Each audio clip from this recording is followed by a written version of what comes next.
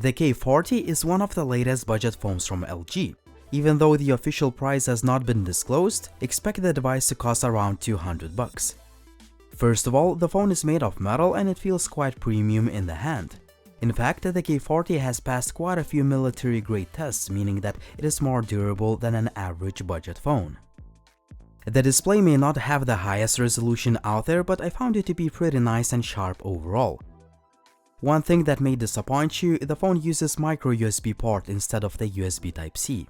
As for the specs, the K40 rocks an octa-core MediaTek Helio P22 chipset, 2GB of RAM, and 32GB of internal storage. While the spec sheet is not really impressive, I found the phone to be pretty fast and smooth while navigating through the feature-packed Android 9 user interface that has LG skin built on top of it.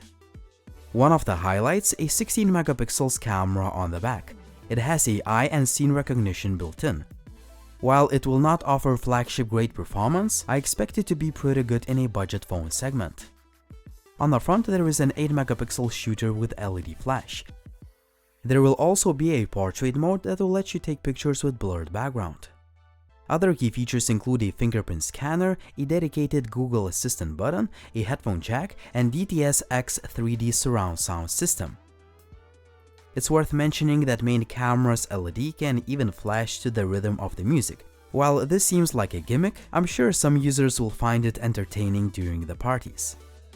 Last but not least, the K40 sports a 3000 mAh battery which should last you at least one full day. However, I don't expect neither fast nor wireless charging capabilities. Overall, the K40 may not be the most powerful device out there, but it offers quite a nice overall package in the budget phone segment. I can't wait to test all the features in my full review.